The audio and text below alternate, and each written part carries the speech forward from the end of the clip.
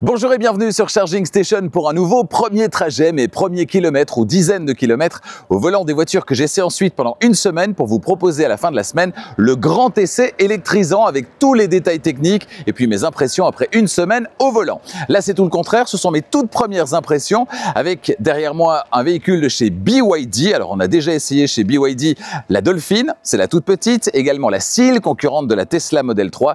On a essayé l'Atto 3 également. Et bien derrière moi se trouve un SUV concurrent direct du Tesla Model Y ou encore du XPeng G6. Il s'agit du BYD Sea Lion 7. Alors cette voiture, que vaut-elle au quotidien? Vous le saurez dans une semaine à l'issue de cette semaine d'essai. Par contre, quelles sont les impressions quand on en prend le volant pour la toute première fois? Eh bien ça c'est ce qu'on va vivre dans ce premier trajet. On commence par l'extérieur, on ira faire un tour dans le coffre, les places arrière, les places avant et puis évidemment vous vivrez avec moi une demi-heure de trajet à peu près jusqu'à ma toute première destination. Alors extérieurement, dites-le moi dans les commentaires, vous le trouvez comment ce BYD Sea Lion 7? On reconnaît un petit air de BYD Seal à l'avant au niveau des phares, au niveau du logo, le gros logo qu'on va retrouver ici. Les phares sur deux étages avec l'éclairage de jour en partie latérale et en partie inférieure. Je trouve ça vraiment très très élégant, très réussi. Je le trouve vraiment très très beau. Il n'est pas massif du tout, il est plutôt élancé. On a le petit BYD Design qui se trouve ici. Ils le revendiquent fièrement, ils en sont fiers. À l'arrière, on a en même temps de la sportivité et de l'élégance. Franchement, le mélange, il est très très très sympa. Dites-moi là aussi ce que vous en pensez dans les commentaires. Et puis alors là, petite caractéristique sur cette voiture, 4,5 S. Ça veut dire quoi? Ça veut dire 4,5 secondes. C'est le temps qu'il faut à ce BYD Sea Lion 7 pour passer de 0 à 100 km/h. Et ça aussi, il le revendique. Alors, vous le trouvez comment extérieurement? Le BYD Sea Lion 7, pour moi, franchement, c'est un petit coup de cœur. On va maintenant s'intéresser au coffre. L'ouverture, elle est évidemment électrique. Et quand le haillon est ouvert, eh bien on constate un coffre de plutôt belle capacité. Alors j'ai pas encore les chiffres vraiment en tête, mais là j'ai pu caser toutes mes petites affaires, mon sac de sport, mon sac d'ordinateur, également mon sac de tournage ici. Il y a encore pas mal de place. On a des petits filets, un à gauche en tout cas. On a, regardez la finition ici, c'est très très joli, même si ça prend les traces de doigts. Et alors en dessous on a encore pas mal de place. Voilà, donc je vous détaillerai tout ça avec de belles images dans le grand essai de ce BYD Sea Lion 7. Ce qu'on voit déjà, c'est qu'on a un beau système d'in-audio ici, système sonore d'in-audio avec un haut-parleur de chaque côté. Ça aussi, on détaillera dans le grand essai. Et puis, on voit au niveau de la finition, c'est des beaux matériaux. Franchement, ça donne envie. Voilà déjà un petit coup d'œil vers l'avant. Et l'avant, on va y aller tout à l'heure. On va commencer là tout de suite par les places arrière. Alors, pour rentrer, non, ça ne sort pas comme ça. On va d'abord pousser ici, voilà, et là c'est bon. On peut ouvrir la portière. Alors, j'ai déjà réglé le siège avant plus ou moins pour mon 1,90 m. Et à l'arrière, je suis installé, franchement, de manière royale. On est hyper bien installé dans cette voiture. J'ai pas l'impression d'avoir les genoux au niveau du menton, donc c'est vraiment très très sympa. Voyez la place ici au niveau des genoux. Alors j'ai pas les cuisses qui reposent entièrement sur la banquette, mais ça c'est sur toutes les voitures électriques en raison de la présence du pack de batterie dans le plancher. Le plancher il est très très haut. Mais franchement, j'ai connu bien pire que dans cette voiture. Donc, c'est plutôt un beau point sur cet aspect également. Alors, au niveau des finitions aussi, regardez, c'est plutôt pas mal. Ce qu'on a ici, il y a très peu de plastique dur. Je vois pas vraiment de plastique dur. Alors, en partie vraiment basse, ici, il y en a un petit peu. Mais tout ça est de belle qualité. En tout cas, visuellement, ça le fait. Ici, l'arrière de la console centrale avec les sièges chauffants, les buses de ventilation. Et regardez ces sièges avant. Franchement, ça fait très cossu. On est hyper bien installé. Je me demande si on n'est pas mieux installé à l'arrière qu'à l'avant. Et regardez la finition ici. Waouh! C'est vraiment pas mal du tout. Avec ici un petit espace de rangement supplémentaire. Franchement, on est bien. Que demander de plus? Voilà, on va refermer ça et on va s'intéresser maintenant aux places avant. Me voici installé à l'avant. Je vais pousser sur le petit bouton. C'est ici pour ouvrir le Vélum. Comme ça, vous voyez ce que ça donne. Voilà, un très grand toit panoramique, ça fait plaisir, pour ceux qui aiment en tout cas. Concernant l'intérieur, alors voyez ici, on a cette espèce de... C'est pas vraiment du piano black, cette espèce de prolongement de l'écran, parce qu'à gauche ici on a l'écran, et donc on a l'espèce de prolongement de l'écran qui se trouve ici. Plus bas, on a ce matériau qui est du plastique, mais qui donne petit effet texturé qu'il n'a pas en réalité parce qu'il est complètement lisse. On a ici des matériaux moussés, c'est très très bien fini. Également en partie supérieure ici, encore des enceintes du système Dynaudio, il y en a ici à gauche également. Ici toujours cette petite vague. Chez BYD, on aime bien l'univers marin. Hein. Sea Lion oblige, hein, ça continue sur ce véhicule. Ici la poignée qui est assez originale. Franchement, les finitions sont très très bien, hein, très très bien. Ça fait très premium, c'est très agréable. Vous voyez ces boutons qui se trouvent ici sur le volant, des vrais boutons, c'est pas des trucs tactiles, etc. Non, c'est des vrais boutons. Les commodos ici derrière également. L'écran derrière le volant, l'écran instrument, le voici. On a un affichage tête haute également que vous ne voyez sans doute pas, mais je peux vous assurer qu'il est là. Et puis ce grand écran, je vous le disais, avec ici les chargeurs ventilés. Alors pas les chargeurs, mais le chargeur. Ici, ça charge à gauche, maximum 50 watts avec donc une recharge ventilée. Et puis quelques commandes ici, notamment les modes de conduite, la récupération d'énergie. On testera tout ça sur la route. Bien, j'installe mes petites caméras, 40 km vers ma première destination. On vit ça ensemble. Voilà, me voici installé dans ce BYD Sea Lion 7, siège réglé, volant également. Je parviens à trouver ma position idéale relativement facilement, encore que, on l'a vu régulièrement, on choisit sa position et puis une fois qu'on se met à rouler, on doit parfois ajuster un petit peu. Là, par exemple, je me trouve peut-être un petit peu haut. Voilà, je vais peut-être baisser un petit peu, mais ça peut encore changer pendant ce premier trajet. Volant assez agréable, hein. Moi j'aime bien les volants assez épais, il pourrait l'être un petit peu plus, mais franchement c'est très correct. Les commandes ici sont très visibles. J'ai remis à zéro le totaliseur partiel qui me semble très partiel d'ailleurs. On a uniquement droit aux 50 derniers kilomètres. Alors ça c'est pas mal. J'ai Apple CarPlay, la carte d'Apple CarPlay qui s'affiche dans l'écran instrument. Ça c'est vraiment bien. Je le disais, 40 km, on est à 38 maintenant. L'itinéraire a été un petit peu modifié en fonction des conditions du trafic. On va donc rester sur 38 km. Si je reviens sur l'écran de base, j'ai déjà observé quelques mauvaises traductions. Ça, c'est un peu dommage, mais c'est comme ça, hein, c'est sur les voitures chinoises. On prend pas toujours le temps de traduire tout correctement. C'est un peu agaçant, ça fait un peu amateur, c'est dommage. Mais c'est comme ça. Au-dessus, des petits raccourcis vers, notamment hein, ici, Apple CarPlay, ça c'est pas mal. La réactivité dans l'ensemble a l'air plutôt bonne. La radio, ici, on peut choisir la source. FM, AM, DAB+, Apple CarPlay, musique ou locaux, comme on dit, hein, les fichiers locaux, on va rester sur DAB+. Par contre, pour ce qui est des alertes de survitesse, etc., alors là, comment ça se passe, je ne sais pas. Peut-être ici au-dessus. On verra ça sur la route. Je pense que c'est ça, en fait. Oui, je pense que c'est ça. Et donc, si c'est le cas, c'est accessible ici au-dessus. On va le voir tout de suite. Je vais le désactiver. Si sur la route, j'ai pas d'alerte, c'est que c'était ça. Et dans ce cas-là, c'est plutôt accessible, c'est plutôt bien. Je suis en D, il n'y a pas de mode B. Et je vais me mettre en récupération standard. On va voir ce que ça donne en récupération standard. Et en mode normal, on a Eco, Normal, Sport et Neige. On est sur du normal. C'est parti pour ces 38 premiers kilomètres à bord de ce BYD Sea Lion 7. Bon alors l'image de la caméra 360, l'image est incroyable. L'image est d'une définition absolument incroyable, sans aucun angle mort ou pratiquement pas. Ça c'est vraiment bien. Oula. Très spécial le son du clignotant. Je sais pas si vous l'entendez. Pim poum, pim poum, pim poum. Jamais connu un clignotant comme ça. Sensation au niveau du volant, c'est très souple, très léger, très souple. Alors que la voiture revendique quand même des performances qui sont assez exaltantes, mais on sent d'emblée qu'on est plutôt sur une voiture typée confort. Voilà. Je me sens pas dans une voiture à vocation sportive, pas vraiment. La récupération d'énergie, sans grande surprise, est très légère en mode de récupération standard. Très très légère même, donc autrement dit, n'échapperait pas à la pédale de frein. Alors ce clignotant en fait, c'est comme un bruit d'alerte en fait. C'est une petite musique. Et donc comme s'il n'y avait pas déjà suffisamment en 2025 de bruit d'alerte, il faut encore en rajouter. En hauteur, pas de problème. Non, alors question...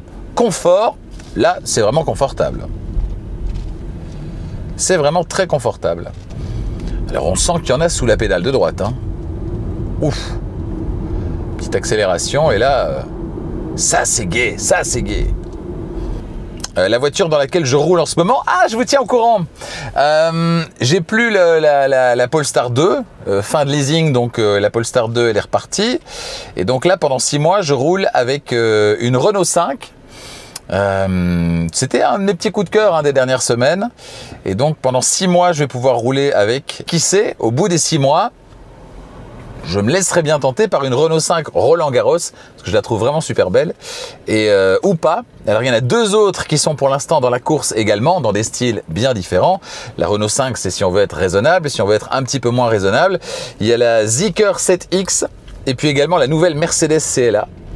Zeekr 7X et Mercedes CLA qu'on essaiera dans les prochaines semaines, au mois de juin pour ce qui est de la Zeekr, et au tout début du mois de juillet, essai dynamique, ça se passera je pense au Danemark pour la Mercedes. Voilà, je vous ferai vivre tout ça sur Charging Station évidemment. Les petits raccourcis en partie supérieure, c'est vraiment pas mal, et je pense qu'effectivement j'ai trouvé le bon raccourci. SLW Speed Limit Warning, ça doit être ça. Speed Limit Warning, donc ça doit être ça effectivement. Avertissement de franchissement de la limite de vitesse. Voilà, donc si c'est ça, qu'on peut le couper comme ça reste assez facile. Je préfère toujours évidemment un petit bouton ici sur le tableau de bord comme chez Renault, hein, ça c'est génial. Avec chez Renault en plus toute la totalité du menu My Safety que vous personnalisez une fois pour toutes, vous appuyez sur le bouton pour rappeler à chaque fois, ça c'est vraiment bien. Donc ça c'est pour moi la meilleure formule. Donc si ici on a au moins ça accessible relativement facilement et que les autres aides à la conduite comme le Lane Assist, etc., donc l'assistance de maintien dans la voie, si ça ne bip pas dans tous les sens, bon ce sera très bien aussi. Alors puisque je suis encore dans un milieu relativement urbain, je vais passer en récupération high, donc récupération maximale. Est-ce qu'on va jusqu'à l'arrêt complet? Je crains que non malheureusement. Qu'est-ce que ça donne si je lève le pied? Alors c'est un peu mieux mais on est loin de la conduite à une pédale. Là je lève le pied et elle continue, donc on est vraiment très très loin de la conduite à une pédale. Ah ça c'est amusant, enfin amusant on se comprend, le clignotant à gauche et à droite fait pas le même bruit. On a pim poum à gauche et poum pim à droite, un truc comme ça. Attendez, je vais essayer, donc là, pim poum, ça c'est pour gauche. Ah oui, poum pim, ça c'est pour droite. Ça ne sert à rien, on s'en serait vraiment bien passé, mais voilà. C'est marrant parce qu'on sent d'emblée, oula, qu'est-ce qu'elle a? Frein, mais tout va bien louloute, tout va bien. La sensation, elle est assez étrange parce qu'on a en même temps beaucoup de puissance et ça on s'en rend compte, voilà, tout de suite, ça pousse très fort et en même temps on sent aussi que la voiture est assez lourde, certainement comparé à un Tesla Model Y, il y a beaucoup de puissance mais c'est lourd, donc ça veut dire qu'en termes de comportement, ce sera toujours un peu pâteau. À voir après une semaine au volant ce que ça va donner, mais je crains que ce ne soit pas le SUV avec le comportement le plus incisif, si vous voyez ce que je veux dire. Bonne surprise au niveau de la rétrovision, hein, dans le rétroviseur intérieur on voit bien ce qui se passe à l'arrière parce que la vitre arrière elle arrive au-dessus des appuis-têtes arrière et ça c'est plutôt pas mal. 120 km/h c'est la vitesse limite ici en Belgique. Et qu'est-ce que ça donne au niveau du bruit? Bruit de roulement, bruit aérodynamique. Au niveau des bruits de roulement franchement c'est très très bien, on n'entend rien du tout, donc ça donne ça aussi une sensation très premium. Au niveau des bruits aérodynamiques par contre il y en a un petit peu quand même au niveau latéral, donc ça c'est un petit peu dommage. Pour ce qui est du régulateur de vitesse adaptatif, de la conduite assistée dans cette voiture, eh bien on va tester ça. Comment ça se passe? Alors, ici a priori... Pilotage intelligent a été activé. Voilà, pilotage intelligent activé. Et si je veux plus ou moins de distance par rapport au véhicule qui précède, c'est là. Et si je veux augmenter ou diminuer la vitesse, c'est là. Donc ça me semble assez intuitif, c'est pas mal. Alors, est-ce qu'on a un volant capacitif? Vérification. Veuillez tourner légèrement le volant. Je pose les doigts dessus et... Non, et voyez, le volant tremble énormément. Ça, c'est vraiment étrange. Veuillez reprendre le véhicule, le contrôle du véhicule. Voilà, alors vous voyez le volant, ça tremble vraiment, je ne sais pas si ça se voit, notamment peut-être ici, ça tremble pas mal, ça c'est pas très agréable. Non, on n'a clairement pas un volant capacitif, vous voyez, là elle me demande de mettre les mains sur le volant alors que je tape sur le volant de manière assez sévère. Voilà, elle n'est pas contente.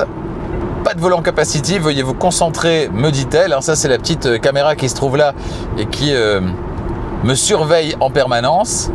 Donc ça c'est un peu dommage. Alors d'une part que le volant tremble, mais ça j'imagine c'est une question de réglage, mais surtout qu'on n'ait pas de volant capacitif parce que je le dis régulièrement, quand on a la conduite assistée, c'est-à-dire le maintien dans la voie au centre de la voie de circulation et la régulation de vitesse adaptative, si on n'a pas de volant capacitif, régulièrement on va recevoir des petites alertes parce qu'on n'est pas assez actif. Vous voyez, j'ai les mains sur le volant et j'ai la petite alerte, remettez les mains sur le volant alors que je les ai, mais je ne suis pas assez actif. Mais pourquoi être actif puisque la voiture a priori se maintient elle-même au centre de la voie de circulation, donc ça n'a aucun sens. Quelqu'un vient s'insérer juste devant moi, là on a une adaptation de vitesse qui est relativement souple, elle n'a pas pilé sur le frein, donc ça c'est très bien.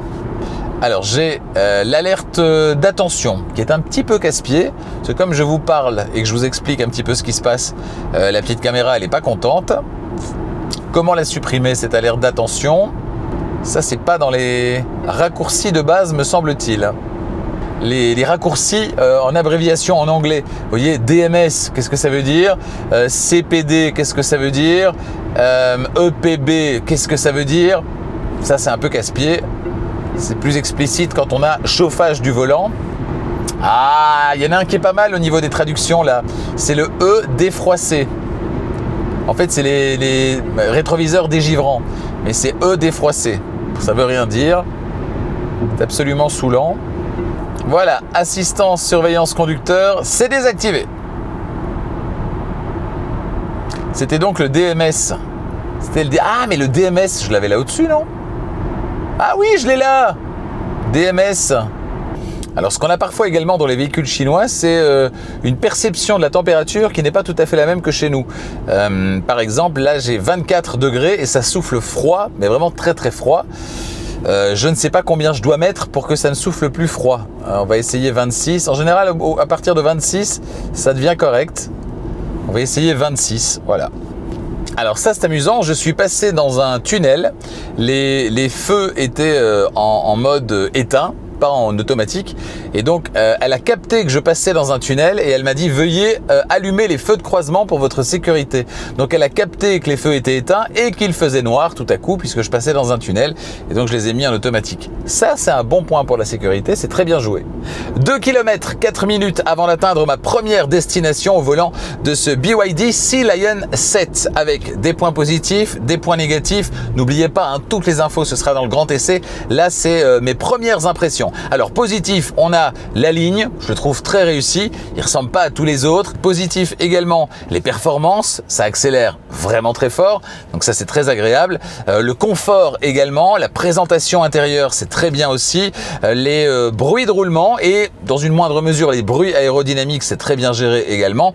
On a quand même un sentiment global assez premium et donc on a globalement tous ces points positifs mais quelques points négatifs qui viennent quand même donner des petits coups de canif dans tout ça, comme les menus mal traduits, et ce qui va demander d'ailleurs beaucoup d'attention quand on est dans les menus parce qu'il va falloir traduire ce qui est mal traduit, et puis notamment tout à l'heure le volant qui tremblait, vous voyez, c'était pas très bien réglé, les aides à la conduite, hein, globalement, ça c'est dommage, et donc il y a toujours des petites choses comme ça qui chipotent un petit peu et qui du coup me donnent un sentiment un peu mitigé à l'issue de ce premier trajet, alors que cette voiture elle est pleine de qualité. On a également une conduite à une pédale, une récupération d'énergie qui est pas très convaincante et donc pas de conduite à une pédale, c'est dommage également.